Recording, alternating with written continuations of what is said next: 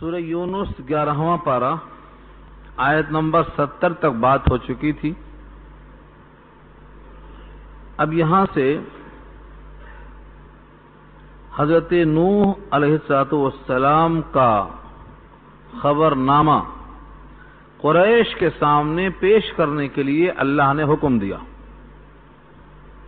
اوپر کی آیتوں سے تعلق اس کا یہ ہے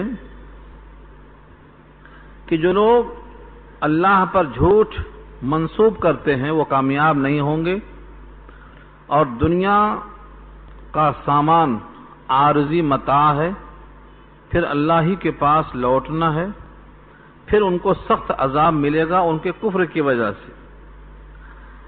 یہ کفار قریش کے سامنے بات چل رہی تھی.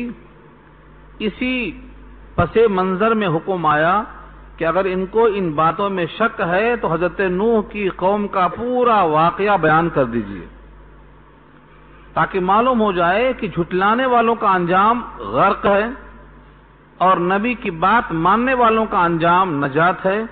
جو کشتی میں تھے وہی نجات پائے، باقی سب غرق ہو گئے. اور دوسرا فائدہ یہ ہوگا کہ کفار قریش جب سنیں گے کہ اتنا پرانا واقعہ سچ سچ بیان کیا جا رہا ہے ایسی زبان سے جس کو لوگ امی کہتے ہیں، جس نے کسی کے پاس لکھنا پڑھنا نہیں سیکھا، اور واقعہ ایسا ہے جو بہت قدیم بہت پرانا اور سچا ایسا ہے کہ ایک حرف کی گنجائش نہیں ہے، تو لوگ آپ کی نبوت پر یقین کریں گے. یہ ان کے واسطے موقع ہوگا. اس دو فائدے کے لیے یہاں سے حضرت نوح کا واقعہ تفصیل سے آ رہا ہے، لیکن یہ پہلے آ چکا ہے سورہ اعراف میں، اور اس کے بعد حضرت موسیٰ کا واقعہ آئے گا، وہ بھی 2 دفعہ پیچھے آ چکا ہے. ان دونوں واقعے کو یہاں اجمالاً بیان کریں گے تاکہ ان کا انجام دکھایا جا سکے. اس مقصد سے واقعہ پیش کیا گیا ہے. اب تیسری بات، جب کفار قریش کو فائدہ ہو سکتا ہے اس واقعے کو دہرانے سے، تو اللہ نے قرآن کریم میں اس واقعے کو ہمارے اور آپ کے واسطے باقی رکھا ہے تاکہ ہم اس سے نصیحت حاصل کریں کہ ماننے کا مطلب یہ نہیں کہ خالی زبان سے کہہ لیا جو چاہے کیا. ماننے کا مطلب یہ ہے کہ اب نبی کی ذات سے جو بھی ہمیں ملا اس میں کسی قسم کی مخالفت نہ ہونے پائے، نہ عملاً نہ عقیدتاً، ورنہ یہ تکذیب اس کا بھی انجام غلط ہوگا. یہ نصیحت ہمارے واسطے ثابت ہوتی ہے. اس طرح سے اب ان آیتوں پر غور کریں. وَاتْلُ عَلَيْهِمْ نَبَأَ نُوحٍ، وَاتْلُ امر ہے. تلا یتلو کے معنی آتے ہیں بیان کرنا، تلاوت کرنا، پڑھ کر سنانا. وَاتْلُ عَلَيْهِمْ، ان پر پڑھ کر سنائیے. نبأ نوح، نوح کی خبر. یہاں پر وقف لازم ہے، ٹھہر جانا. نوح کی خبر کیا ہے؟ 950 برس تک اللہ کا پیغام پہنچاتے رہے، لیکن قوم نے اس پیغام کا رد عمل یہ تھا کہ آپ پہ پتھراؤ کرتی رہی. 3 نسلیں گزر گئیں، انہوں نے حق قبول نہیں کیا. انہوں نے اپنی قوم سے نصیحت آمیز لہجے میں فائنل گفتگو کی. اگر تم کو میرا نصیحت کرنا پسند نہیں، اگر میرا کھڑا ہو کر اللہ کا پیغام سنانا پسند نہیں، تو تم سب اپنے معاملے میں اکٹھا ہو جاؤ، اپنے شرکاء کو بھی جمع کر لو، پھر میرے اوپر بے دھڑک جو کرنا چاہے کر لو، مجھے موقع مت دو سنبھلنے کا. میں تم سے کسی قسم سے خوف زدہ نہیں ہوں، نہ طمع رکھتا ہوں. میرا سارا اجر اللہ کے ذمہ ہے. یعنی میں اللہ کا پیغام پہنچاتا ہوں، اللہ سے اجر ملے گا، اللہ میرا تحفظ کرے گا، تم سے مجھے کوئی امید نہیں. اس کے بعد اللہ کے سامنے بد دعا کیا. بد دعا بےایمانہ کہ ان کی حرکتوں سے امید ختم ہو گئی کہ یہ ایمان لائیں گے. اللہ نے اطلاع دے دیا کہ اے نوح، اب تک جو لانا تھا ایمان لا چکے، اب نہیں لائیں گے. یہ اطلاع کہاں ہے؟ سورہ ہود پارہ 12 میں انشاءاللہ آئے گی. اس اطلاع کے بعد جب ان پر محنت کرنے کا صلہ یہ ہے کہ ایمان نہیں لائیں گے، تو پھر اللہ سے بد دعا کیا کہ اللہ ان کے وجود سے اس جان کو پاک کر دے۔ یہ ہے ان تمام باتوں کا نتیجہ اور خلاصہ جو لفظوں میں آ رہی ہے۔ اذ قال لقومہ، جب کہا حضرت نوح نے اپنی قوم سے، یا قومی، اے میری قوم کے لوگوں، ان کان کبر علیکم، اگر گرا ہے تمہارے اوپر، مقامی، میرا مقام یعنی میری آواز گوئی، عام طور سے کھڑے ہو کر اللہ کا کلام سنانا مراد ہے۔ مقامی و تذکیری، تذکیری تذکرہ سے ہے، تذکرہ یاد دہانی، نصیحت۔ مذکرہ کہتے ہیں تسبیح کو، تذکرہ کہتے ہیں ٹکٹ کو، مذکر یاد دلانے والا، تو تذکیری میری طرف سے جو احکام خداوندی کی نصیحتیں ہوتی ہیں اور میں کھڑا ہو کے جو بیان کرتا ہوں، اگر تم پر یہ گرا ہے، جبکہ نصیحتیں ساری کی ساری بھی آیات اللہ، اللہ کی آیتوں پر مشتمل ہیں، اس میں کوئی میری ملاوٹ نہیں ہے۔ فعلی اللہ توکلت، تو میں نے بھروسہ اللہ پر کر لیا۔ فاجمعوا امرکم، تم سب متفق ہو جاؤ میرے ضرر پہنچانے پر۔ امرکم تمہارا معاملہ، تمہارا جو پروگرام ہے، اجمعوا سب اکٹھا ہو جاؤ۔ وشرکاءکم، اور تمہارے جتنے شریک ہو سکتے ہیں کام میں سب کو جمع کر لو۔ ثم، پھر لا یکن امرکم علیکم غمہ، پھر نہ رہے تم پر تمہارا معاملہ مشتبہ۔ غمہ مشتبہ کو کہتے ہیں، یعنی تمہارا معاملہ تمہارے اوپر مشتبہ نہ رہے، تمہیں جو کیا کرنا ہے فائنل کر لو۔ ثم قضوا الی، پھر کر گزرو میرے ساتھ جو کرنا چاہتے ہو۔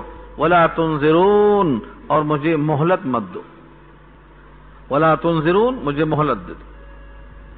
یہ حضرت نوح علیہ السلام نے جو تقریر کی ہے، اس ایک آیت میں ہمیں کئی باتیں معلوم ہوئیں۔ نمبر ایک، داعی کسی سے بیجا تعلق وابستہ نہیں رکھتا۔ توقع زیادہ رکھے گا تو مایوسی بھی پیدا ہو سکتی ہے، تو داعی کسی سے توقع نہیں رکھتا۔ نمبر دو، جس مقام پر ہے اس مقام پر کام کرنے کے صلے میں صلہ صرف اللہ سے چاہتا ہے، بندوں سے اسے اجر کی طلب نہیں ہوتی ہے۔ نمبر تین، ساری کائنات بھی اگر کچھ کرنے پہ تل جائے، مخالفت کرنا چاہے، تو اس کا بھروسہ اللہ پہ کامل درجے میں ہوتا ہے کہ ہوگا وہی جو اللہ چاہے گا۔ یہ تینوں باتیں کاش آج کل داعیوں کو نصیب ہو جائیں تو وہ بھی کھڑے کھڑے صف لہجے میں اللہ کا پیغام پہنچا سکتے ہیں۔ فَإِن تَوَلَّيْتُمْ، پس اگر تم نے پیٹھ پلٹا لیا اور میرے اس پیغام کو، اس چیلنج کو قبول نہیں کیا، فَمَا سَأَلْتُكُم مِّنْ أَجْرٍ، تو میں تم سے اجر کا طالب نہیں ہوں۔ فَمَا سَأَلْتُكُم، نہیں سوال کرتا ہوں تم سے، مِّنْ أَجْرٍ، کوئی بھی معاملہ۔ اجر کے معنی اجرت، محنتانہ، اجیر محنت کرنے والا، اجرت محنت کا صلہ۔ تم سے میں نے کوئی اجر نہیں چاہا کہ اگر تم خفا ہو گئے تو تنخواہ بند ہو جائے گی، تم سے میں نے کوئی سوال نہیں کیا۔ پھر میرے محنت کا صلہ کہاں ہے؟ ان اجری الا علی اللہ، نہیں ہے میرا اجر مگر اللہ کے ذمہ، اللہ سے اجر ملے گا۔ اس کا مطلب یہ نہیں کہ ادھار، کچھ لوگ سمجھتے ہیں کہ جب اللہ کے ذمہ ہے تو ابھی کہاں ملے گا، یہ بہت بڑی غلط فہمی ہے۔ جیسے ہی یہاں آتا بھائی اس کا اجر اللہ دیں گے، تو سمجھتا ہے کہ وہ تو مرنے کے بعد ہی دیں گے، پہلے دینے کا سوال ہی پیدا نہیں ہوتا۔ یہ دھوکہ اچھے اچھوں کو لگ رہا ہے، یہ بہت بڑا دھوکہ ہے، بہت بڑی غلط فہمی ہے۔ کس آیت میں ثابت کر رہے ہیں آپ کہ یہ آخرت ہی میں ملے گا؟ ان اجریہ الا علی اللہ کا ترجمہ صرف اتنا ہے، نہیں ہے میرا محنتانہ اور معاوضہ مگر اللہ کے ذمہ۔ اس میں یہ کہاں سے نکلا کہ آخرت ہی میں ملے گا؟ یہاں نہیں ملے گا، جبکہ قرآن نے کہا ہے ان لنا للآخرۃ والاولی، آخرت بھی میرے پاس ہے، اولا بھی میرے پاس ہے۔ اور سکھلایا ہے ربنا آتنا فی الدنیا حسنہ وفی الآخرۃ حسنہ، ہمارے رب ہم کو بھلائی دیجیے یہاں بھی اور وہاں بھی۔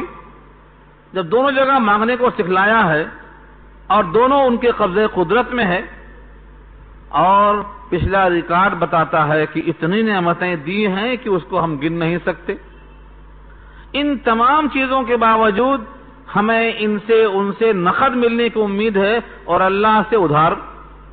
ایسا نہیں ہے۔ اللہ قادر مطلق ہیں، جہاں جیسی ضرورت پیش آئے گی آپ کو ویسی مدد آئے گی اللہ کی طرف سے، ہر موقع پر اللہ کی مدد آتی ہے۔ اس پر واقعات سنائے تو بہت واقعات ہیں، نبی صلی اللہ علیہ وسلم کے ساتھ، صحابہ کے ساتھ، تابعین کے ساتھ کتنے واقعات ہیں کہ اللہ کی مدد فوراً آئی ہے۔ لیکن شرط یہی ہے کہ آدمی کو یقین ہو کہ اجر دینے پر اللہ قادر ہے۔ ہر نبی کو اجر ملا۔ ان اجری الا علی اللہ کا مطلب صرف اتنا ہے کہ میرا اجر اللہ کے ذمہ ہے، دنیا میں بھی اور آخرت میں بھی۔ چنانچہ انبیاء کرام نے بھی اللہ سے محنتانہ دنیا میں لیا ہے۔ حضرت سلیمان نے کیا کہا تھا؟ حکومت دے دیجیے، ایسی حکومت کہ میرے بعد کسی کو مناسب نہ ہو۔ دنیا میں حکومت دیا کہ نہیں دیا اللہ نے؟ اور کیسی حکومت دیا؟ دنیا کا کوئی بادشاہ اپنی بادشاہت کو ان کے برابر نہیں سمجھ سکتا، وہ خود سمجھے گا کہ میری حکومت تو کچھ بھی نہیں ہے سلیمان کے سامنے۔ رب ہب لی ملکا لا ينبغی لأحد من بعدی انک انت الوہاب۔ تو سلیمان نبی ہیں، بادشاہ بھی ہیں، اللہ سے بادشاہت مانگ لیا ہے۔ حضرت یوسف ہیں، وزیر خزانہ بنے اور اس کے بعد مصر کے حاکم بنے اور مصر کے بادشاہ کہلائے، اللہ سے انہوں نے حاصل کیا۔ تو اللہ سے دنیا بھی ملتی ہے اور آخرت بھی ملتی ہے، لیکن یہ تصور ہم نے کھو دیا ہے۔ جب کبھی اللہ سے ملنے کی بات آتی ہے تو ہمارا دماغ جاتا ہے صرف آخرت ہی ملے گی، جبکہ اللہ نے خود کہا ہے قل من حرم زینۃ اللہ التی اخرج لعبادہ والطیبات من الرزق۔ کہہ دو کس نے حرام کیا ہے؟ ان نعمتوں کو جو اللہ نے حلال کیا ہے اور تمہاری خاطر زمین سے نکالا ہے، خاص طور سے ایمان والوں کے لیے۔ جب ہمارے لیے نعمتوں کو نکالا ہے تو ہم یہاں محروم کیسے ہو سکتے ہیں؟ اور دوسری آیت میں کہا وَسَخَّرَ لَكُم مَّا فِي السَّمَاوَاتِ وَمَا فِي الْأَرْضِ جَمِيعًا، جو کچھ زمین و آسمان میں ہے سب تمہارے تابع ہے۔ تو اللہ تعالیٰ کے پاس کوئی کمی نہیں، اس لیے انبیاء کی یہ نقل کرنے میں ڈرنے کی ضرورت نہیں کہ بھائی انبیاء کا تقویٰ بہت اونچا تھا، ان کو آخرت تک صبر آ گیا تھا، ہم کو تو یہی چاہیے، ہم کو صبر کیسے آئے گا؟ آپ یہاں کام کیجئے، یہی اللہ اجر دینا شروع کر دیں گے، بلکہ کام تو بعد میں کریں گے آپ، اجر تو پہلے سے جاری ہے۔ اور اتنا اجر قرآن پاک کی آیت ہے، آپ گننا چاہیں تو نہیں گن سکتے، اتنا دیا۔ سورہ ابراہیم کے الفاظ ہیں وَآتَاكُمْ مِن كُلِّ مَا سَأَلْتُمُوهُ، تم کو دیا جو کچھ تم نے اس سے مانگا۔ وَآتَاكُمْ مِن كُلِّ مَا سَأَلْتُمُوهُ وَإِن تَعُدُّوا نِعْمَتَ اللَّهِ لَا تُحْصُوهَا۔ اگر اللہ سے تم اور مانگو گے اور دیں گے، جتنا مانگا اتنا دیا، اتنا دیا ہے کہ تم گننا چاہو تو گن نہیں سکتے ہو۔ تو بغیر کسی حق کے اتنا دے دیا ہے تو ان کا کام کرنے کے بعد میں محنتانہ ضائع کیسے ہو سکتا ہے؟ اس لیے اللہ کا کام کرنے والے دل جمعی کے ساتھ کام کریں کہ اللہ کریم ہے اور کریم اجرت ضائع نہیں کرتا۔ اللہ کی طرف سے یہ حکم ہے کہ اجیر کی اجرت دے دو جب اس کا پسینہ خشک ہونے سے پہلے پہنچ جائے۔ چنانچہ عید کے موقع پر جو روایت آتی ہے، جب بندے عید الفطر میں آتے ہیں یا عید الاضحیٰ میں آتے ہیں تو فرشتے اللہ کے سامنے ہوتے ہیں، اللہ ان سے پوچھتے ہیں، جبکہ سب کچھ پارے سے معلوم ہے، فخر کے لیے پوچھتے ہیں یہ بندے کیا کر رہے ہیں، خوشیاں منا رہے ہیں، کیا کرنے آئے ہیں، آپ کی رضا چاہتے ہیں، ان کا مقصد کیا ہے، جنت چاہتے ہیں۔ یہ سب اللہ کو معلوم. پھر سوال جواب ہوتا ہے. آخر میں فرماتے ہیں کہ ان سب کو میں نے بخش دیا. کسی کی اجرت اور کسی کا محنتانہ باقی نہیں رکھتا. خوشخبری ہے ان کے واسطے, سب کے سب بخشے بخشائے لوٹتے ہیں. تو اللہ کے پاس ادھار نہیں ہے, نقد ہے. یہ دماغ سے نکال دیا جائے کہ صرف آخرت ہی میں ملے گا, یہاں کچھ نہیں ملے گا. یہ بہت بڑا فریب دیا گیا ہے امت کے لیے, یہاں بھی اور وہاں بھی. ربنا آتنا فی الدنیا حسنہ. اور دوسری آیت میں تو اللہ نے وعدہ کیا ہے, بڑا صریح وعدہ کیا ہے. کیا وعدہ ہے؟ تم میں سے جو شخص ملے گا, چاہے وہ مرد ہو چاہے وہ عورت ہو, اس کی حیات پاکیزہ بنا کر دیں گے ہم. قابل رشک ہوگی اس کی حیات, اس کی زندگی اتنی پرسکون ہوگی کہ لوگ رشک کریں گے اس کے اوپر. من عمل صالحا من ذکر او انثى وهو مؤمن فلنحيينه حیاتا طیبہ.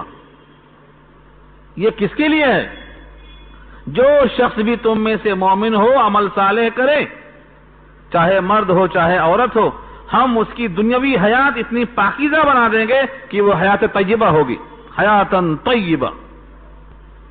پاکیزہ حیات چاہتے ہو تو دنیا کی زندگی ہی میں امید رکھ کر اللہ کا کام شروع کر دو. اللہ کا کام کیا ہے؟ جو انبیاء نے کیا.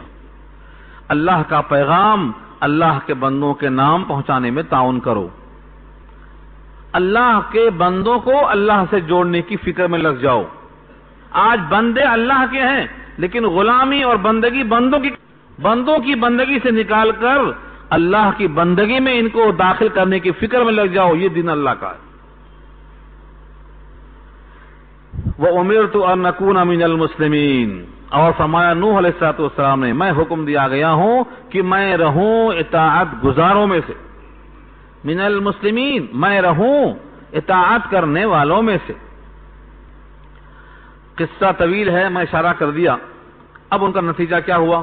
فَكَذَّبُوهُ. پوری قوم نے نوح کی تقریر جھٹلا دیا. کب؟ 950 برس تک محنت کے بعد. سوچو, آپ کی عمر تو 100 سال بھی نہیں ہوگی. 950 برس انہوں نے کام کیا ہے. بعض روایتوں میں ہے کہ 950 برس ان کی تبلیغ کا زمانہ ہے اور 40 سال کے بعد شروع کیا تبلیغ. اور بعض کہتے ہیں کل حیات ہی ان کی 1000 ہے, جس میں 950 برس تبلیغ کے ہیں. 950 برس میں اگر 300 سال کی عمر مل جائے تو بھی 3 پشتیں گزری ہیں ان کی. بچے پیدا ہوئے, جوان ہوئے, بوڑھے ہوئے, مر گئے. بچے پیدا ہوئے, جوان ہوئے, بوڑھے ہوئے, مر گئے.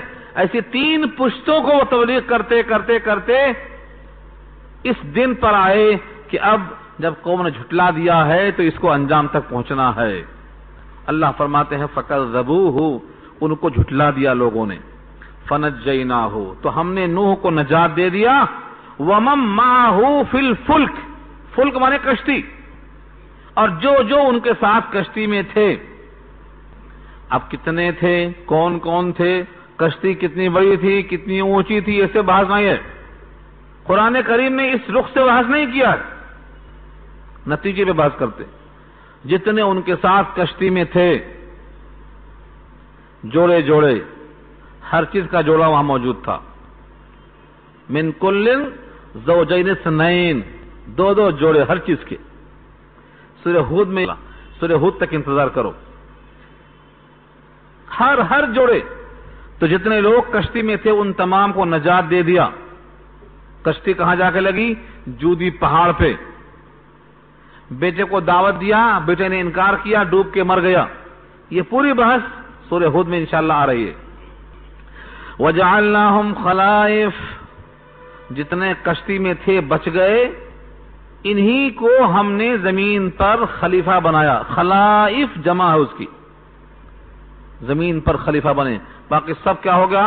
وَأَغْرَقْنَا الَّذِينَ كَذَّبُوا بِآيَاتِنَا. اور ہم نے غرق کر دیا ان تمام کو جنہوں نے ہماری آیتوں کی تکذیب کی, جھٹلایا. سب غرق. فانظر.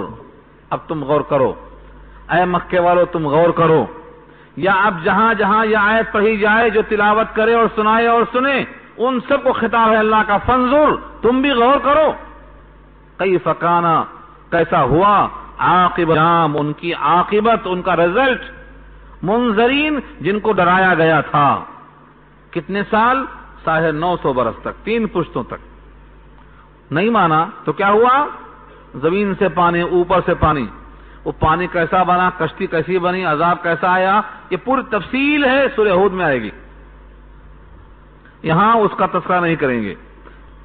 اب اس کے بعد پوری قوم کا حال یہ ہوا کہ پوری قوم غرق ہو گئی، جو کشتی میں تھے ان سے زمین پھر آباد ہوئی، آباد ہوتے ہوتے ہوتے پھر اتنی بڑی آبادی آئی، پھر اس میں سے لوگ سرکش پیدا ہوئے، پھر دین کی ضرورت پیش آئی، پھر نبی آئے، پھر رسول آئے، پھر کتابیں آئیں، کتنے، آگے فرمایا اللہ نے ثم بعثنا من بعدہ رسولا، رسول واحد ہے، رسول جمع ہے، ثم بعثنا، پھر بھیجا ہم نے، من بعدہ، نوح علیہ السلام کے بعد، رسولا، کئی رسول، بہت سے رسول، کہاں، ان کے قوموں کی طرف، جتنے رسول آئے ان کی ایک قوم مخصوص تھی، اسی کی طرف بھیجے گئے، انہی کی فکر میں تھے، انہی پر کام کرتے رہے۔ یہ تو صرف سید الانبیاء کی خصوصیت ہے کہ وہ ساری دنیا کے ہر فرد کی طرف بھیجے گئے، قیامت تک کے واسطے بھیجے گئے۔ نبی کی 6 خصوصیات ہیں دیگر انبیاء کے مقابلے میں، ان 6 میں سے ایک خصوصیت یہ ہے کہ آپ کی بعثت کسی خاص قوم کی طرف نہیں ہے، ساری اقوام کی طرف ہے، کسی خاص زمانے کے واسطے نہیں ہے، ہر زمانے کے واسطے، ان 6 میں سے ایک یہ خصوصیت ہے۔ فجاؤہم بالبینات، وہ انبیاء کرام، وہ رسول آئے اپنی اپنی قوموں کے پاس دلائل کے ساتھ، بالبینات، بینات واحد ہے، بینات جمع ہے، وہ دلائل جس کو مان کر حق قبول کیا جا سکے۔ فما، وہ لوگ نہیں تھے کہ ایمان لے آتے، کیوں، کیا وجہ تھی، بما کذبوا بہ من قبل، اس وجہ سے کہ انہوں نے اس کو جھٹلا دیا تھا اس سے پہلے، ایک بار نہ بول دیا، اب ہاں کیسے بولیں، یہ بہتوں کا مزاج ہوتا ہے، اور آج بھی ایسا ہے، یہ تو بچوں کی ضد ہے، بال ہٹ بولتے اس کو، بال ہٹ، بال ہٹ کا مطلب بچے کی ضد، ہٹ کے معنی ضد کے آتے، بال معنی بچہ، ایک مرتبہ نہ بول دیا تو ہاں بولتا ہی نہیں، حالانکہ یہ فطرت جو ضد کی ہے یہ غلط ہے، آدمی کو چاہیے غور و فکر کرے، سوچے حق کیا ہے۔ آج ہی بہت سے لوگ ہیں، ایک بار نہ بول دیا تو نہیں آتے، ارے بھائی چلو قرآن کا درس ہے، نہیں جاتے، ختم، ایک مرتبہ نہ بول دیا تو ہاں کیسے بولنا، یہ نہیں ہے فطرت ہے کہ ہم سوچیں، اللہ کا فہم دیا ہوا ہے اس پر غور کریں، اللہ نے عقل دی ہے اس پر تولیں، ضد نہیں۔ جن کفار قریش نے ضد کیا وہ جمے رہے کفر پر، جن یہودیوں نے ضد کیا وہ پڑے رہے یہودیت پر، اور جنہوں نے حق میں غور و فکر کیا توفیق ہو گئی، اسلام سے باکنار ہو گئے۔ اس لیے ضد نہیں کرنا چاہیے، غور و فکر کرنا چاہیے، تدبر کرنا، سوچنا، مشورے کرنا، قرآن کریم میں اپنے نگاہ سے، اپنے غور سے حق تلاش کرنا۔ اتنی بات تو طے ہے کہ قرآن اللہ کی کتاب ہے اور شک سے خالی ہے، اس کتاب میں غور کرنا۔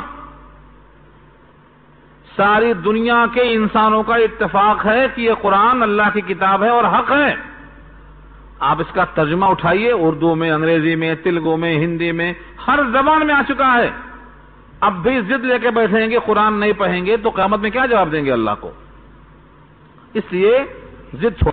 اللہ فرماتے ہیں کہ انہوں نے ایک بار چونکہ نہ کہہ دیا تھا، اس نہ کہنے کی بنا پر پہلی بار انکار کر دیا تھا، اب ہاں کیسے کہیں؟ حقیقت پسند یہ ہے کہ آدمی کو تحقیق کر کے ہاں اور نہ بولنا چاہیے۔ فما كانوا ليؤمنوا بما كذبوا به من قبل، پس نہیں تھے وہ تاکہ ایمان لے آتے، اس وجہ سے کہ انہوں نے جھٹلا دیا تھا ان آیتوں کو اس سے پہلے، اول وہلے میں ایک بار جھوٹا کہہ دیا، اب شرم آتی ہے کہ اس پر پھر ہاں کہیں۔ ڈٹے رہے اس کے اوپر.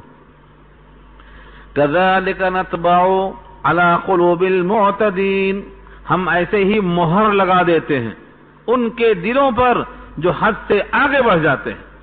تو یہ خوش ہوتے ہیں کہ ہم اپنی ضد پر قائم ہیں. اللہ فرماتے ہیں یہ ضد پر قائم نہیں ہے، یہ ہماری مہر لگی ہے، ہل نہیں سکتے. تو جب کبھی ایسا موقع آئے تو سمجھ جانا کہ اللہ جس کو ہدایت نہ دے اسے ہدایت کوئی دے نہیں سکتا، اور جس کو اللہ ہدایت دینا چاہے اسے کوئی روک نہیں سکتا. فرعون کے گھر میں موسیٰ کی ہدایت آسیاب پر چل گئی، لیکن حضرت نوح اور لوط کے گھر میں ان کی بیوی ایمان نہیں لائی. اللہ کی مرضی ہے. تو ایک مرتبہ ایسا کہنے سے نہیں، بار بار سوچنا ہے، ورنہ دل پہ مہر لگ جائے گی. جب انسان حق کو نہیں مانتا، نقطہ لگا، پھر حق نہیں مانتا، پھر نقطہ لگا، یہاں تک کہ قبول حق کی صلاحیت سلب ہو جاتی ہے. اسی کو کہا گیا ہے نطبع علی قلوب المعتدین، ہم دل پہ مہر لگا دیتے ہیں. جس طرح سے چھری زنگ آلود ہو کر پڑی نکمی ہو جاتی ہے، پھر دینا پڑتا ہے، ایسے دل کارآمد نہیں رہ جاتا. اس لیے ہمیشہ استغفار کرنا، اپنے ایمان کو تازہ کرنا، درود شریف پڑھ کر اللہ کے نبی سے قربت اختیار، خیر و خیرات کرنا، اللہ کا کلام پڑھتے رہنا اور سمجھنے کی کوشش کرتے رہنا. جب دل میں خیرخواہی اور محبت کے ساتھ قرآن پڑھیں گے تو راستہ کھلے گا انشاءاللہ. پھر کچھ رسولوں کے بعد حضرت موسیٰ کی باری آئی. فرمایا ثم بعثنا من بعدهم موسیٰ وہارون، پھر ہم نے بھیجا بہت سے رسولوں کے بعد موسیٰ کو اور ہارون کو الی فرعون وملئہ، فرعون کی طرف، اس کے سرداروں کی طرف، بآیاتنا، ہماری آیتوں کے ساتھ. آیتیں کتنی تھیں؟ 9 نشانیاں تھیں. حضرت موسیٰ اور ہارون کے ساتھ 9 نشانیاں تھیں. ان 9 کو لے کر پہنچے، لیکن انہوں نے بھی ایک مرتبہ نہ کہہ دیا تھا، اب ہاں کیسے کہیں؟ کسی نے قبول نہیں کیا. فاستکبروا، تکبر کیا انہوں نے، یعنی آیتوں کے مقابل میں خود کو. فاستکبروا وکانوا قوما مجرمین، اور تھے ہی وہ مجرم لوگ. بھلا حق سمجھ میں آتا کیسے؟ جرم کرتے کرتے دل سیاہ ہو چکا تھا، تو ان میں حق کی توفیق کیسے ہو سکتی تھی؟ وہ 9 نشانیاں کون کون سی ہیں؟ سورہ اعراف میں گزر چکا ہے. فَأَرْسَلْنَا عَلَيْهِمُ الطُّوفَانَ وَالْجَرَادَ وَالْقُمَّلَ وَالضَّفَادِعَ وَالدَّمَ، اور ید بیضا اور عصا، یہ 9 چیزیں ہو گئی. ان 9 کو دے کے بھیجا، لیکن ایک بعد دیگرے ہر عذاب پر فرعون اس کے ہواری مواری وعدہ کرتے رہے، اب دعا کرا کہ عذاب ٹلا دو، اب ہم مان لیں گے. جب جب عذاب ٹل جاتا عہد توڑ دیتے. ہمیشہ یہی دعا کرتے، یا موسیٰ ادعو لنا ربک، ادعو لنا ربک، دعا کرو اپنے رب سے. لئن کشفت عنا الرجز لنؤمنن لک، اگر یہ عذاب ٹل گیا ہمیں. فلما کشفنا عنہم الرجز الی اجل ہم بالغوہ، جو مدت مقرر تھی اس مدت تک عذاب ہٹاتے، یہ اپنا عہد توڑ دیتے. ہمیشہ ایسا ہی کرتے گئے. 9 دفعہ موقع ملا ان کو. نتیجہ کیا ہوا؟ فلما جاءہم الحق، جب ان کے پاس حق آیا حضرت موسیٰ کے ذریعے، من عندنا، ہمارے پاس سے، قالوا، تو سب نے کہا، ان ھذا لسحر مبین، بے شک یہ تو کھلا ہوا جادو ہے. گریبان میں ہاتھ ڈالا، نکالا تو چمک رہا ہے، جادو ہے. لاٹھی پھینکا، سانپ بن گئی، جادو ہے. یہ دعا کیا، کھانا میڈک بھر گیا، جادو ہے. یہ جواں بھر گیا، جادو ہے. یہ طوفان آ گیا، جادو ہے. یہ ہر طرف جادو ہی جادو. حالانکہ جادو میں اور معجزے میں بڑا فرق ہے، مگر سمجھا نہیں انہوں نے. وہ کمزور دل، وہ کمزور نگاہیں جو جادو اور معجزے میں فرق کو نہیں سمجھ سکتی ہیں، ان کا دل ایمان کتنا کمزور ہوتا ہے. جادوگر باطل پہ ہوتا ہے اور معجزہ دکھانے والا حق پر ہوتا ہے. جن کو حق اور باطل کی تمیز نہیں ہو سکتی ہے، وہ حق کیا پہچان سکتے ہیں؟ اللہ نے فرمایا قال موسیٰ علیہ السلام نے کہا اتقولون للحق لما جاءکم، کیا تم کہتے ہو حق کو جب تمہارے پاس آیا، اسحر ھذا، کیا جادو ہے یہ، کیا جادو ہے یہ، ولا یفلح الساحرون، اور ساحرون یعنی جادوگر کبھی کامیاب نہیں ہو سکتے۔ اگر کوئی یہ ٹکڑا پڑھتا رہے ولا یفلح الساحرون، اور ایسا ہی ٹکڑا سورہ طٰہٰ میں انشاءاللہ آئے گا، ولا یفلح الساحر حیث اتی، جادوگر کہیں بھی آئے کامیاب نہیں ہو سکتا، اس کا ترجمہ ہے یہ۔ اگر یہ پڑھتا رہا میرا کرے تو فیل ہو جائے گا، کر کے دیکھ لیجیے آپ اس کو، ولا یفلح الساحر حیث اتی، یہ جملہ آپ پڑھتے رہیں، اس محفل میں جادو کا جادو نہیں چلے گا، اس کو تو باطل ہونا ہی ہے۔ کچھ لوگوں نے جادو کا انکار کیا ہے، کچھ نے جادو میں غلو کیا ہے۔ جادو کی حقیقت کیا ہے، ایک لمبی بحث ہے، کچھ حصہ پیچھے آ چکا ہے سورہ بقرہ کے حوالے سے، لیکن جادو اپنا وجود رکھتا ہے۔ جادو کا انکار قرآن کا انکار ہے۔ البتہ جادو سے سب کچھ نہیں ہو سکتا۔ قرآن نے ایک نوٹ لگایا ہے وما هم بضارین به من احد الا باذن اللہ، وہ جادو کے ذریعے سے کسی کو ضرر نہیں پہنچا سکتے تھے مگر اتنا جتنا اللہ نے چاہا۔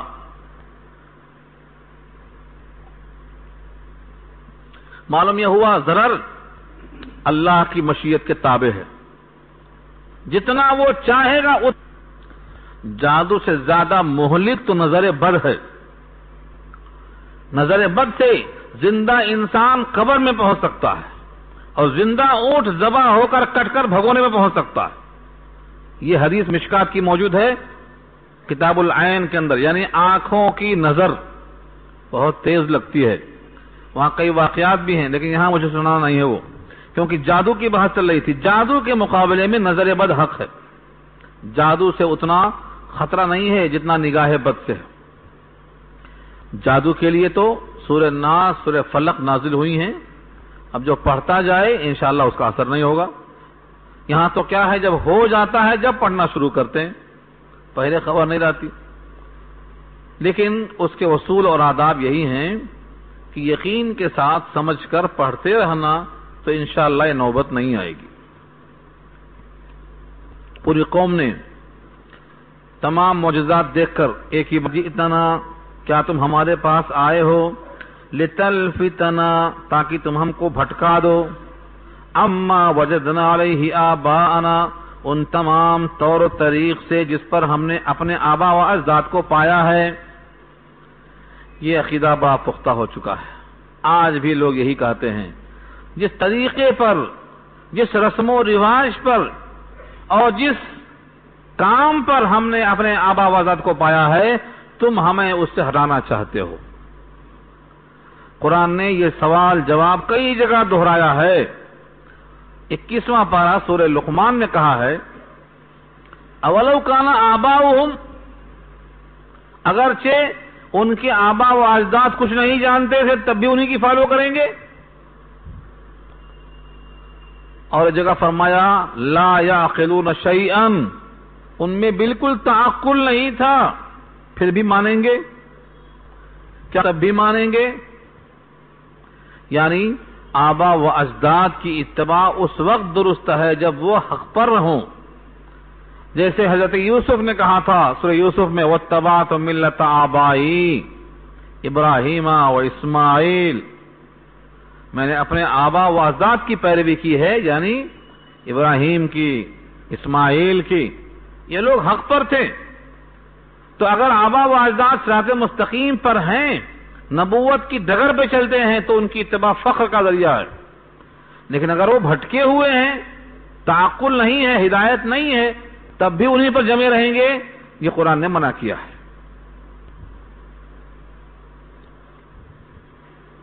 قالوا وجدنا، قالوا انہوں نے کہا اجئتنا، کیا تم ہمارے پاس آئے ہو لتلفتنا، تاکہ ہم کو ہٹا دو، اما وجدنا علیہ آبانا، اس راستے سے جس پر ہم نے پایا ہے ہم نے اجداد کو، وَتَكُونَ لَكُمَ الْكِبْرِيَاءُ فِي الْأَرْضِ، یہ ہے الزام. وَتَكُونَ اور ہو جائے لَكُمَا تم دونوں کے لیے، موسیٰ و ہارون کے لیے، الکبریاء بڑائی اور عظمت، حکومت و سلطنت، فی الارض زمین میں. لگتا ہے تم ہمیں زمین سے بے دخل کر کے خود بادشاہ بننا چاہتے ہو، اس لیے جادو کا سہارا لیا ہے تم نے. یہ ان کا الزام تھا، ان کا یہ خیال تھا. اور سنو، ایسا ہم ہونے نہیں دیں گے کہ تم ہمارے ملک مصر پر قابض ہو جاؤ، ایسا ہم ہونے نہیں دیں گے. وما نحن لکما بمؤمنین، اور ہم نہیں ہیں تم پر یقین کرنے والے، کبھی بھی تمہاری بات نہیں مانیں گے. اب پوری قوم کا مشورہ ہوا، حواری مواری سب نے مل کر کہا فرعون سے کہ جادوگر ہیں، جادوگروں کو بلاؤ، ان سے مقابلہ کراؤ. یہی چنانچہ وقال فرعون اتونی، اور کہا فرعون نے لاؤ میرے پاس بکل ساحر علیم، ہر جادوگر کو جاننے والے کو. ساحر کی صفت علیم ہے، علیم مانے ماہر. ایسے جادوگروں کو جمع کرو پورے ملک مصر سے جو اپنے فن میں یکتا اور بے مثل ہوں. ساحر علیم، یہاں تو ساحرین کہا، اور سورہ شعراء میں سحار علیم کہا، بہت جاننے والے، ان کے ٹکر میں کوئی نہ آ سکے، جمع کرو. لما جاء السحرۃ، جب آ گئے جادوگر، قال لهم موسیٰ القوا ما انتم ملقون، کہا ان سے موسیٰ کہ حضرت موسیٰ نے پیغمبر ہو کر جادوگروں کو باطل کے مظاہرے کا پیشکش کیا، ڈالو جو ڈالنا ہے، یعنی جادو کا مظاہرہ کرو. جادو باطل ہے، حق کے خلاف ہے، اس کے مظاہرے کی. لکھا ہے شارحین نے، حقیقت یہ ہے جب باطل سامنے آ چکے گا، مظاہرہ کرے گا، اب اس کو جو ختم کریں گے اس کی شکست ایسی صاف نظر آئے گی کہ لوگوں کے دل میں ایمان گھس جائے گا. ڈال دیا، کیا ڈالا یہاں نہیں ہے اس کا ذکر، سورہ شعراء میں ہے، سورہ اعراف میں ہے، سورہ طٰہٰ میں ہے. رسیاں پھینکی، رسیوں کو ایسا پھینکا کہ پورا میدان سانپ کانہا جان، اور کہیں کہا ثعبان مبین، کھلا ہوا اژدہا، اور کہیں فرمایا یخیل الیہ من سحرہم انہا تسعی، خیال ہوتا تھا جادو کی بنا پر ان کے اندر کہ دسیاں دوڑ رہی ہیں، پورا میدان بھرا ہوا ہے سانپوں سے. یہ ہے فرمایا. قال موسیٰ، حضرت موسیٰ نے کہا ما جئتم بہ السحر، جو تم لائے ہو یعنی جادو، ان اللہ سیبطلہ، بے شک اللہ ان قریب اس کو اب باطل کر دے گا. پورا میدان صاف ہو جائے گا جیسے مکڑی کا جالا.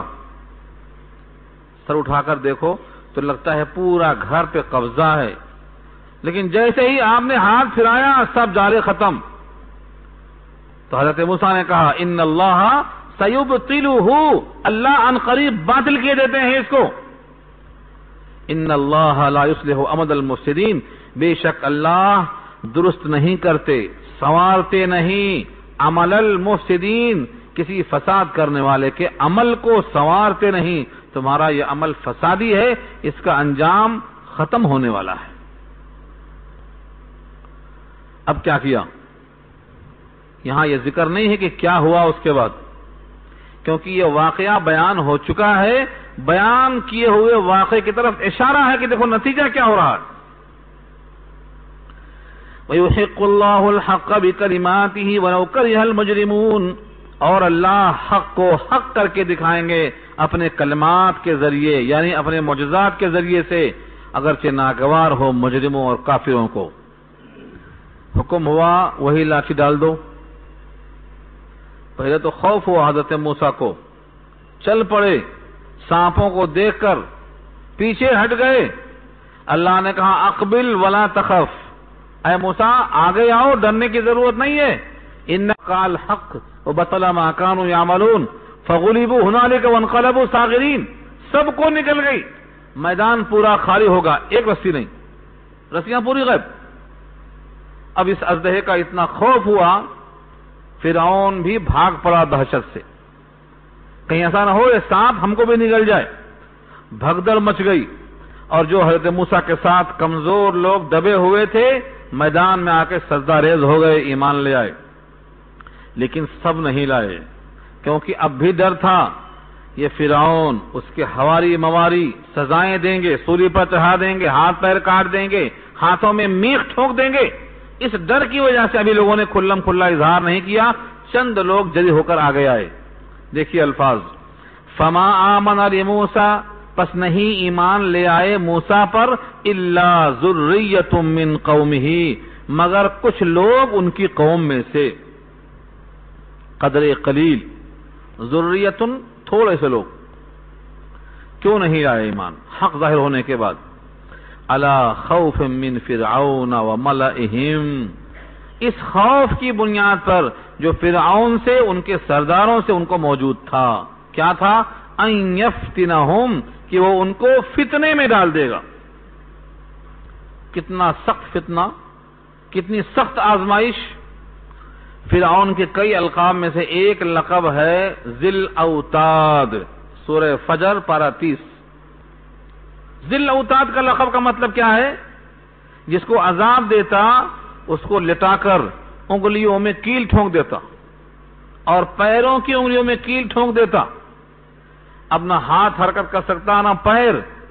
اس حالت میں اوپر سے سانپ ڈالتا، بچھو ڈالتا، وہ کاٹتے، ڈنک مارتے، اور یہ کچھ نہیں کر سکتا سوائے رونے کے۔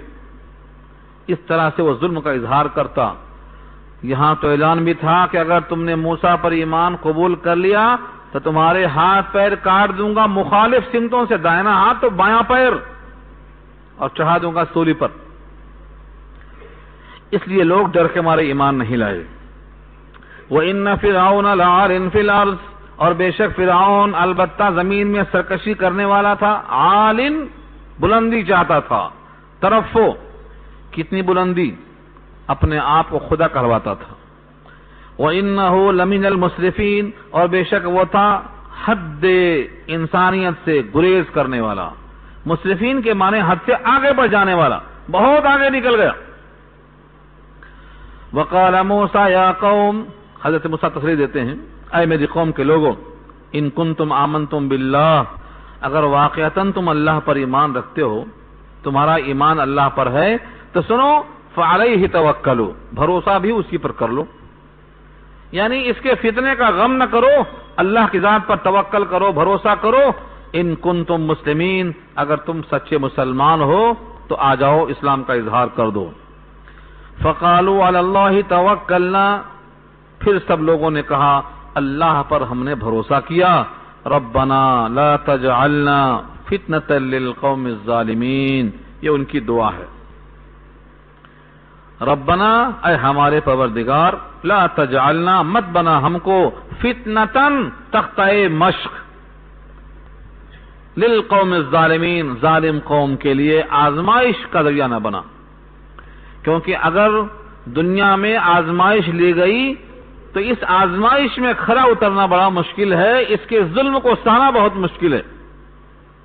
وَنَجِّنَا بِرَحْمَتِكَ مِنَ الْقَوْمِ الْكَافِرِينَ، اور ہم کو نجات دے دے اپنی رحمت سے کافر قوم کے شر سے۔ یہ دعا کا ٹکڑا ہے جو آج تک ہم یہ دعا پڑھتے رہتے ہیں۔ ہمیشہ یہ دعا پڑھتے رہنا چاہیے، ہمیشہ، کہ آزمائش میں سے ہمیں بچا لیجئے اور کافروں کے شر سے ہم کو محفوظ رکھیے۔ یہ آیت نمبر 85 اور 86 ہے۔ ربنا سے لے کر کافرین تک بطور دعا کے ہمیشہ پڑھتے رہنا چاہیے۔ اب یہاں سے اللہ کی طرف سے پیغام آتا ہے کہ موسیٰ، غلبہ تو ہو گیا، اب فرعون دشمنی کرے گا، تمہارے عبادت خانوں کو گرا دے گا، تمہاری نماز گاہوں کو تباہ کرے گا، تم اپنے لیے پھر سے جہاں اللہ کی بندگی کر سکو ایسے گھروں کو بناؤ، ان کے دروازوں کو اور ان کی سمتوں کا خیال کرتے ہوئے ایسا بناؤ کہ قبلے کی طرف آرام سے کھڑے ہو کر نماز پڑھ سکو اور کسی کو تکلیف نہ ہو، کسی کو محسوس نہ ہو۔ اللہ نے ان کو حکم دیا، نماز پڑھو، گھروں کا قبلہ ایسا بناؤ۔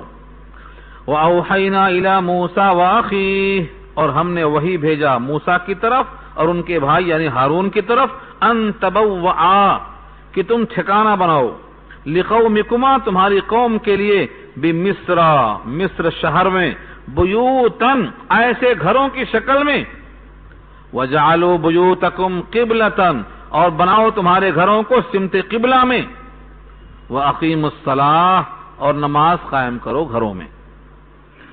پہلے زمانے میں نے ابھی عرض کیا تھا، نبی صلی اللہ علیہ وسلم کی خصوصیات میں سے ایک یہ تھی کہ وہ ہر طرف مبعوث تھے۔ ان 6 میں سے ایک یہ بھی خصوصیت تھی کہ ساری دنیا کی قومیں نماز پڑھنے کے لیے مخصوص جگہ پر جا کر نماز پڑھتی تھیں، ہر جگہ ان کی نمازیں ہوتی تھی۔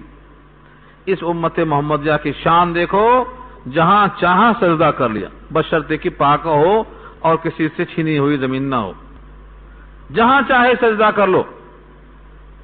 وہیں کعبہ سرک آیا جہاں میں نے جبین رکھ دی، یہ امت محمدیہ کی شان ہے، جہاں چاہا سجدہ کر لو۔ اس زمانے میں سجدہ گاہ مخصوص ہوا کرتی تھی، وہاں جانا۔ لیکن یہ کچھ دنوں کے لیے حضرت موسیٰ کی قوم کے واسطے یہ گنجائش تھی کہ تم نماز گھروں میں پڑھ لو اور گھروں کا سمت ایسا متعین کرو کہ قبلہ کی طرف ہو جائے۔ ان کا قبلہ کون سا تھا یہ الگ بحث ہے۔ مفسرین لکھتے ہیں ہر نبی کا قبلہ بیت اللہ رہا ہے۔ کچھ دنوں کے لیے اگر قبلہ بدل جائے تو وہ عارضی تحویل ہے، جیسے امت محمدیہ کے لیے بھی بیت المقدس 16 مہینہ قبلہ رہا، 16 اور کچھ دن، 17 مہینہ اور 16 مہینہ کی روایت اسی واسطے آتی ہے۔ دنوں کو جوڑیں گے تو 16 مہینہ نہیں ہوگا، 17 ہو جائے گا، دنوں کو چھوڑ دیں گے تو 16 ہو جائے گا۔ ایسے ہی حضرت موسیٰ کا قبلہ بیت اللہ تھا، سوائے ان دنوں کے جب بیت المقدس میں وہ جا کر آباد ہو گئے تھے تو ان کا قبلہ بیت المقدس ہو گیا تھا، ورنہ بالعموم قبلے سے مراد بیت اللہ رہا ہے۔ سارے انبیاء کا قبلہ بیت اللہ رہا ہے، معدود چند اور عارضی طور پر۔ اور آگے فرمایا وبشر المؤمنین، اور خوشخبری سنا دو ایمان والوں کو۔ ایمان والے تو پریشان تھے کیونکہ گھر چلا گیا، گھر توڑ دیے گئے، شہر سے بے گھر ہو گئے، دریائے نیل کو پار کرنے کے واسطے باہر نکلے تو آگے دریائے نیل، پیچھے لشکر فرعون کا، وہاں ڈر گئے۔ تو بشارت کیسی ہو، خوشخبری کیسی ہو، سکون نہیں، عافیت نہیں، بے چینی ہے۔ حضرت موسیٰ کے اس واقعے کے بعد تقریباً 6 لاکھ افراد جو قبطی تھے، فرعونی تھے، یہ سب کے سب موسیٰ پر اسلام میں داخل ہو گئے تھے، 6 لاکھ۔ اب انہی کو راتوں رات نکلنے کا حکم تھا کہ تمہارا مقابلہ تو کریں گے، دشمنی تو ہوگی، اب ان کو لے کر نکل جاؤ، ان کا مقابلہ کرنا مشکل ہے کیونکہ تو نہتھے ہیں، ان کے پاس سلطنت ہے۔ اچھا سن لو کان کھول کے، حضرت موسیٰ نبی ہیں، 6 لاکھ افراد بھی ہیں، لیکن فرعون سے مقابلے کا حکم نہیں دیا۔ ہاں دعوت دو، تبلیغ کرو، بینات سے، دلائل سے، معجزات سے، ہاں مقابلے کا حکم نہیں دیا۔ راتوں رات ملک مصر چھوڑ کر نکل جاؤ ان کو لے کے۔ کیوں؟ کیونکہ فرعون کے پاس لشکر ہے، دنیا کے اسباب میں وہ بادشاہ ہے، اور دنیا کے اصول کے اعتبار سے نہتھے پر مسلح غالب آ جاتا ہے۔ اس لیے نبی صلی اللہ علیہ وسلم نے بھی غزوہ بدر میں 2 زرہیں پہنی تھیں، زرہوں کے بغیر جہاد نہیں ہوتا۔ اصول سے انحراف یہ آدمی کو پست کر دیتا ہے، اصولوں سے انحراف نہیں کرنا ہے۔ تو حضرت موسیٰ جیسے پیغمبر، 6 لاکھ افراد جنہوں نے فرعون کے سامنے موسیٰ کی فتح کو دیکھا ہے، لیکن فرعون سے ٹکرانے کے بجائے راتوں رات نکل جانے کا حکم ملتا ہے۔ اس میں ہمیں عبرت ہے۔ حضرت موسیٰ نے ایک دعا کیا، دعا تھی ایمان والوں کے حق میں اور بددعا تھی فرعون کے حق میں۔ کیا کہا؟ وقال موسى ربنا انك آتيت فرعون وملأه زينة واموالا في الحياة الدنيا ربنا ليضلوا عن سبيلك ربنا اطمس على اموالهم واشدد على قلوبهم فلا يؤمنوا حتى يروا العذاب الأليم۔ کہا موسیٰ نے اے میرے پروردگار بے شک آپ نے فرعون کو دیا ہے، اس کے ہم نشینوں اور وزراء کو دیا ہے زینت، دنیا کی زینت، وہ اموالن مال کی جمع ہے مال، فی الحیات الدنیا دنیا کی حیات میں، ربنا اے ہمارے رب لیضلوا عن سبیلک تاکہ وہ بھٹکائے لوگوں کو تیرے راستے سے، تیرا ہی مال، تیری ہی رونق، تیری ہی سلطنت، تیری ہی زمین تم نے دیا ہے اس کو تاکہ وہ تیرے بندوں کو تیرے راستے سے بھٹکاتا رہے۔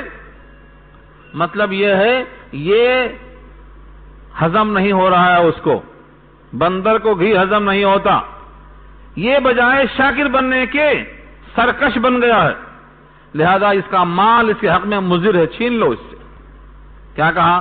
ربنا اطمس علی اموالہم، اے اللہ اے ہمارے رب اس کے مالوں کو مٹا دے، تمس طا میم سین، تمس کے معنی مٹا دینا، جیسے پیچھے گدی ہے، اگر سامنے آنکھ کی جگہ چہرہ بھی ویسا ہو جائے تو اس کو تمس کہتے ہیں، مٹا دینا، سپاٹ کر دینا بالکل۔ تو اس کے مال کو اے اللہ آپ نیست و نابود کر دیجیے۔ بعض روایتوں میں لکھا ہے اسی آیت پر، مفتی شفیع صاحب نے لکھا ہے معرف القرآن میں کہ حضرت عمر ابن عبدالعزیز کے زمانے میں ایک تھیلا ملا جس میں کھول کر دیکھا تو انڈے بھی پتھر ہو گئے تھے، یہ انڈوں کا تھیلا اس زمانے کا تھا، اور اس تھیلے کے اندر بہت سے سونے چاندی کے سامان تھے جو سب کے سب پتھر بن گئے تھے، یعنی ان کے پورے مالوں پر اللہ کی طرف سے یہ عذاب حضرت موسیٰ کی بددعا سے آ گیا، مال ان کا پورا کا پورا طمس ہو گیا۔ وَاشْدُدْ عَلَىٰ قُلُوبِهِمْ، اور ان کے دل کو سخت کر دے۔ یہ کیوں کہا؟ فَلَا يُؤْمِنُوا، پس وہ ایمان نہ لا سکیں، حَتَّى يَرَوْا الْعَذَابَ الْأَلِيمَ، یہاں تک کہ المناک عذاب دیکھ لیں۔ عجیب حکمت ہے اس میں۔ جب فرعون پانی کے اندر ڈوبنے لگا، یہ کیسے ہوا؟ اللہ کی مصلحت، کسی کی تدبیر نہیں چل سکتی۔ حضرت موسیٰ نے اپنے مظلوم ساتھیوں کو بحکم خدا رات میں لے کر چلنا شروع کیا، 6 لاکھ افراد کو لے کر نکلے، دریائے نیل سے قریب پہنچے، دن نکلنا شروع ہو گیا، پوری قوم نے کہا موسیٰ انا لمدرکون، اب ہم پکڑے گئے، آگے دریائے نیل ہے پار نہیں کر سکتے، پیچھے لشکر فرعون ہے اس سے لڑ نہیں سکتے، انا لمدرکون، اب پکڑے جائیں گے۔ حضرت موسیٰ دریا کے پاس پہنچ گئے، ان کا ایمان مضبوط، کیونکہ اللہ کے نبی اور رسول، اللہ نے کہا موسیٰ دیکھتے کیا ہو، وہی لاٹھی مارو، جیسے ہی لاٹھی مارے راستہ بن گیا، اور ایک نہیں بنا، 12 قبیلے تھے، راستہ 12 بن گیا، ہر قبیلہ پار ہو گیا، دریائے نیل کا پانی کی دیوار بن گیا، سب نکل گئے پار۔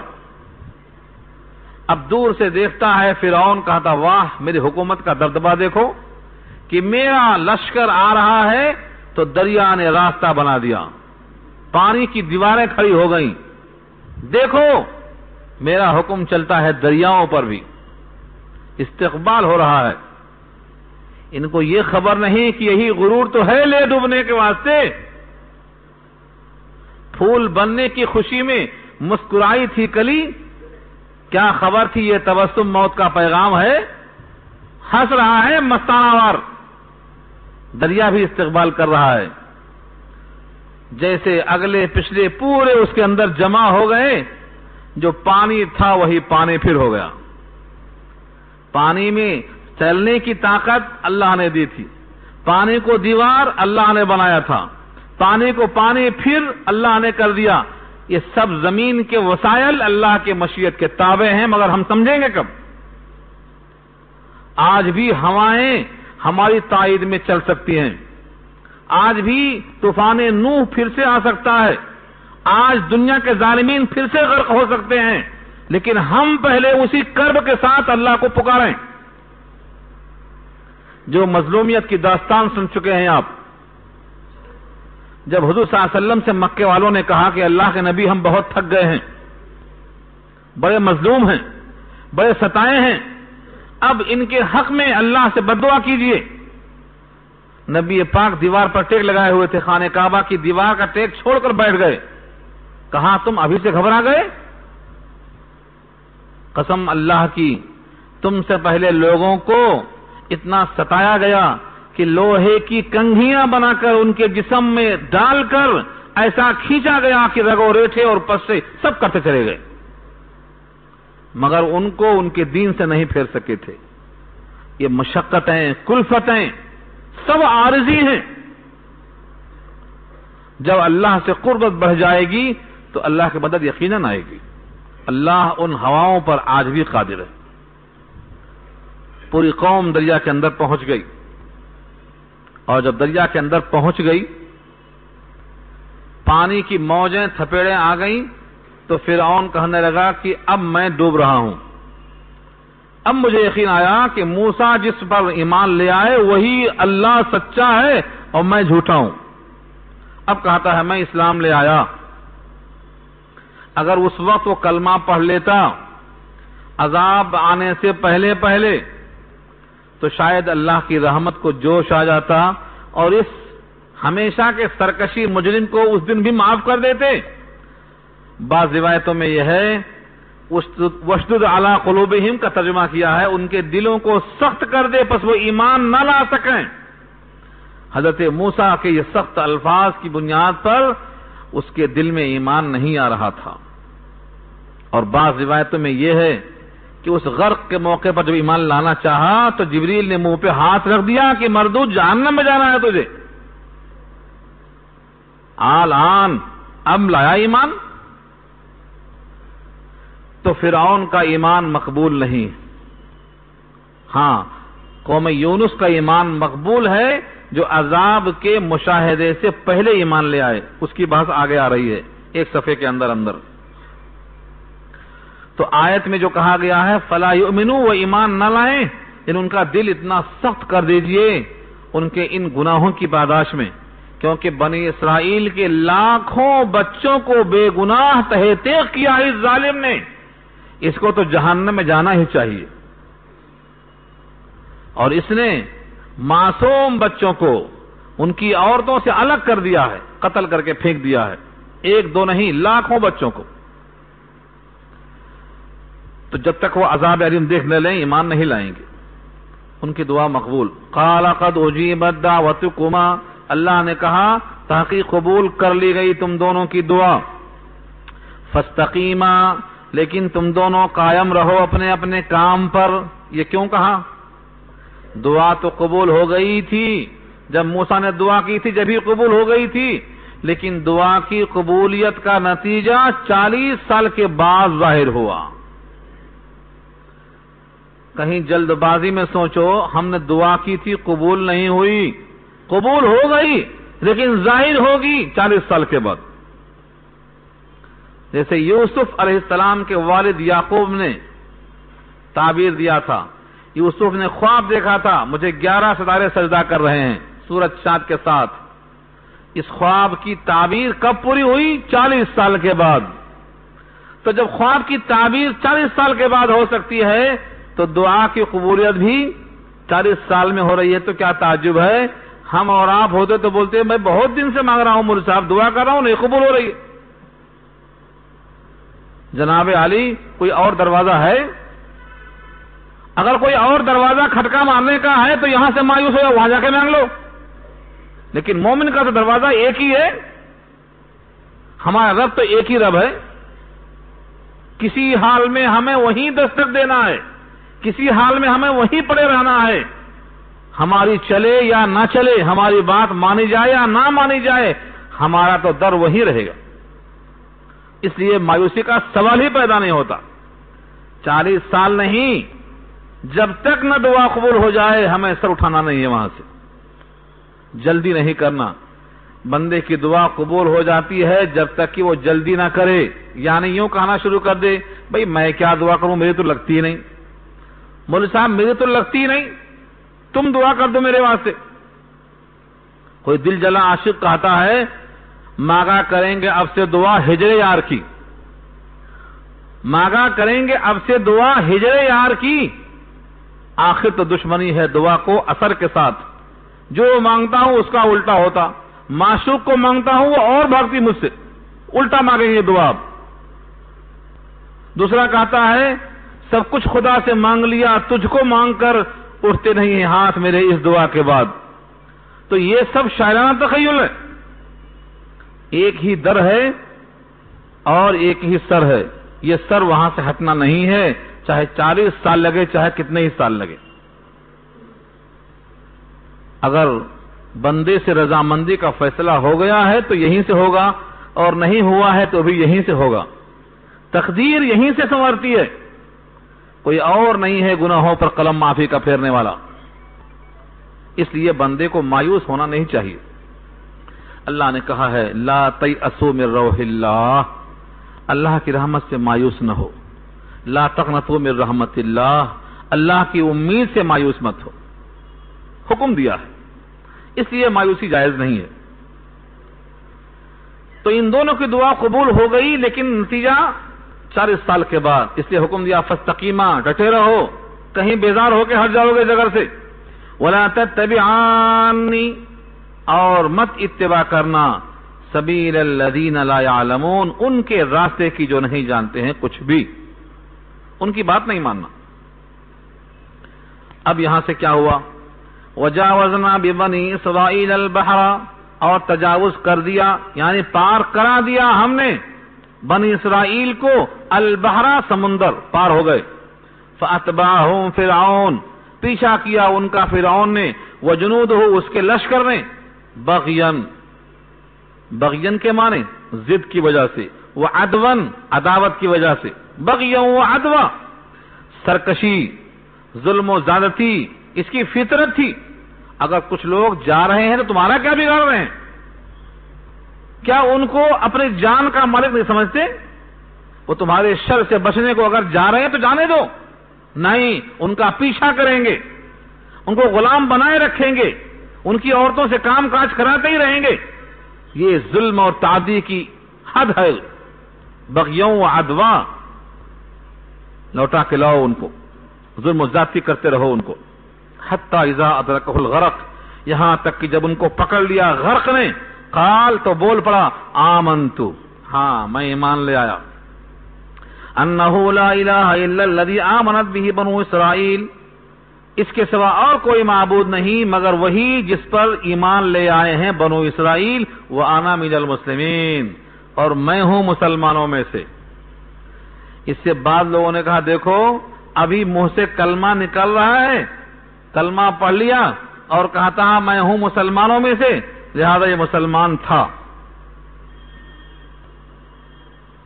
یہ تعویل ہے، تعویل، یہ اس کی حالت ہے، لیکن یہ اس کا ایمان لانا کب ہوا؟ جب عذاب میں مبتلا ہو گیا۔ اور حدیث میں آتا ہے ہم بندے کی توبہ قبول کرتے ہیں، بندے کا ایمان لانا قبول کرتے ہیں اس وقت تک جب تک کہ غرغرے کا عالم نہ شروع ہو جائے، یعنی عذاب میں مبتلا نہ ہو جائے۔ اس لیے جمہور مفسرین کی رائے بالاتفاق یہی ہے کہ اس کا ایمان قبول نہیں ہوا۔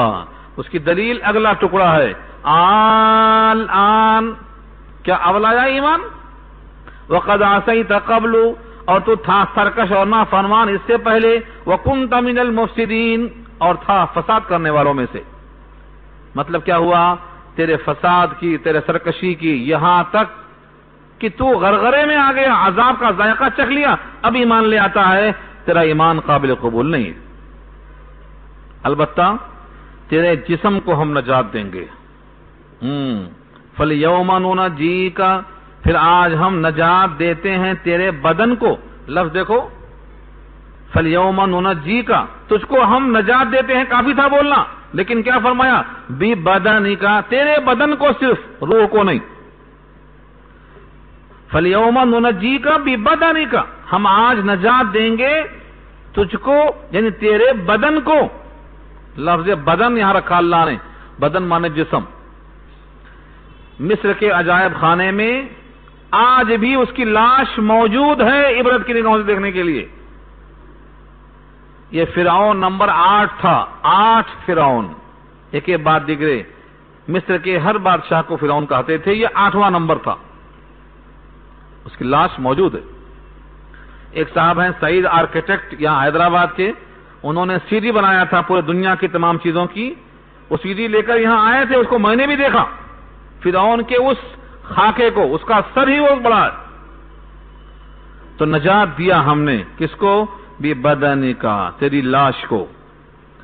لتکون لمن خلفک آیا، تاکہ ہو جائے تو ان تمام کے لیے عبرت. خلفکا تیرے بعد میں آنے والوں کے لیے آیتن، نشانی بن جا. وَإِنَّ كَثِيرًا مِّنَ النَّاسِ، اور بہت سے لوگ ہیں لوگوں میں سے، ان آیاتنا لغافلون، جو غافل ہیں ہماری نشانیوں سے، یعنی ان کی توجہ نہیں جاتی اس طرف. تو اس کا بدن نجات پایا، اس کی لاش موجود ہے، اس کی روح پر عذاب ہے. جیسے ہی پانی میں غرق ہوا کہاں نکلا؟ سورہ نوح پارہ 29 اللہ فرماتے ہیں اغرقوا فادخلوا نارا، پانی میں غرق ہوا آگ میں نکلا. دونوں پاسٹ ٹینس ہے، اغرقوا پاسٹ ٹینس ہے، ماضی ہے. فادخلوا نارا، اور داخل کیا گیا آگ میں. اس کی روح تو آگ میں ہے، اور روزانہ صبح شام اس پر آگ پیش ہوتی ہے، اور قیامت میں حکم ہو جائے گا جہنم میں داخلے کا. سورہ مومن پارہ 24 اللہ فرماتے ہیں النار یعرضون علیہا غدوا وعشیا ویوم تقوم الساعہ ادخلوا آل فرعون اشد العذاب.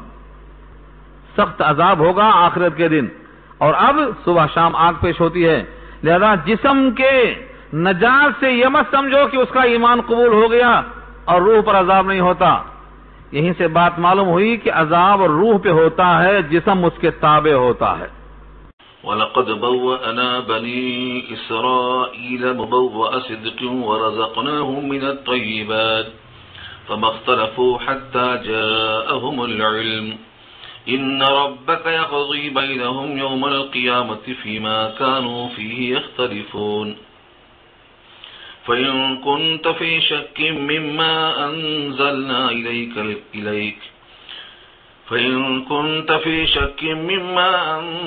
إِلَيْكَ فَاسْأَلِ الَّذِينَ يَقْرَؤُونَ الْكِتَابَ مِن قَبْلِكَ لَقَدْ جَاءَكَ الْحَقُّ مِن رَّبِّكَ فَلَا تَكُونَنَّ مِنَ الْمُمْتَرِينَ إلى آخر الآية. وَلَقَدْ بَوَّأْنَا، اور البتہ تحقیق جگہ دی ہم نے، بنی اسرائیل کو، مبوء صدق پسندیدہ جگہ، سچی جگہ، ورزقناہم من الطیبات، اور رزق دیا ہم نے ان کو پاکیزہ چیزوں سے. فما اختلفوا، سو انہوں نے اختلاف نہیں کیا، حتی جاءہم العلم، یہاں تک کہ ان کے پاس آیا علم. ان ربک یقضی بینہم، بے شک آپ کا رب فیصلہ کرے گا ان کے درمیان، یوم القیامت، قیامت کے دن، فیما کانوا فیہ یختلفون، جس بات میں وہ اختلاف کیا کرتے تھے. فإن کنت فی شک، سو اگر آپ کو شک ہے، اگر آپ شک میں ہیں، مما انزلنا، اس چیز کے بارے میں جو ہم نے اتارا ہے، الیکا، آپ کی طرف، فاسأل، تو آپ پوچھ لیجئے، الذین یقرؤون الکتاب، جو کتاب پڑھتے ہیں، من قبلک، آپ سے پہلے، لقد جاءک الحق من ربک، تحقیق کی آیا حق آپ کے رب کی طرف سے، فلا تکونن من الممترین، سو آپ ہرگز مت ہو جائیے شک کرنے والوں میں سے. ولا تكونن من الذين كذبوا بآيات الله فتكون من الخاسرين، اور مت ہو ان میں جنہوں نے جھٹلایا اللہ کی باتوں کو، پھر تو ہو جائے گا خسارہ والوں میں سے. ان الذين حقت عليهم كلمة ربك لا يؤمنون، بے شک وہ لوگ کہ جن پر ثابت ہو چکی ہے بات آپ کے رب کے کلمات کہ وہ ایمان نہیں لائیں گے۔ وَلَوْ جَاءَتْهُمْ كُلُّ آيَةٍ حَتَّى يَرَوْا الْعَذَابَ الْأَلِيمَ، اور اگر آئے ان کے پاس ہر نشانی یہاں تک کہ وہ دیکھ لیں عذاب علیم کو۔ فَلَوْلَا كَانَتْ قَرْيَةٌ آمَنَتْ فَنَفَعَهَا إِيمَانُهَا إِلَّا قَوْمَ يُونُسَ لَمَّا آمَنُوا كَشَفْنَا عَنْهُمْ عَذَابَ الْخِزْيِ فِي الْحَيَاةِ الدُّنْيَا وَمَتَّعْنَاهُمْ إِلَىٰ حِينٍ، سو کیوں نہ ہوئی کوئی بستی، فلولا كانت قریۃ، پس کیوں نہ ہوئی کوئی بستی، آمنت کہ وہ ایمان لے آتی، فنفعها ایمانها، پس نفع دیتا اس کو اس کا ایمان لانا، الا قوم یونس، سوائے قوم یونس کے۔ لما آمنوا، جب وہ ایمان لے آئے، کشفنا عنہم، تو دور کر دیا ہم نے ان سے عذاب الخزي، ذلت کا عذاب، فی الحیات الدنیا، دنیا کی حیات میں، ومتعناہم الی حین، اور فائدہ اٹھانے کا موقع دیا ہم نے ان کو ایک وقت مقررہ تک۔ وَلَوْ شَاءَ رَبُّكَ لَآمَنَ مَنْ فِي الْأَرْضِ كُلُّهُمْ جَمِيعًا، اور اگر چاہتا آپ کا رب تو ایمان لے آتے وہ تمام لوگ جو زمین میں ہیں سب کے سب۔ أَفَأَنْتَ تُكْرِهُ النَّاسَ، کیا پس تو لوگوں پر زبردستی کرے گا، تُكْرِهُ النَّاسَ، لوگوں کو مجبور کرے گا، حَتَّى يَكُونُوا مُؤْمِنِينَ کہ وہ ہو جائیں ایمان والے۔ وَمَا كَانَ لِنَفْسٍ أَن تُؤْمِنَ إِلَّا بِإِذْنِ اللَّهِ، اور کسی سے نہیں ہو سکتا، کسی نفس کے واسطے مناسب نہیں کہ وہ ایمان لے آئے، الا بِإِذْنِ اللَّهِ، مگر اللہ کے حکم سے۔ وَيَجْعَلُ الرِّجْسَ عَلَى الَّذِينَ لَا يَعْقِلُونَ، اور وہ ڈالتا ہے گندگی ان پر جو نہیں سوچتے، تعقل نہیں کرتے۔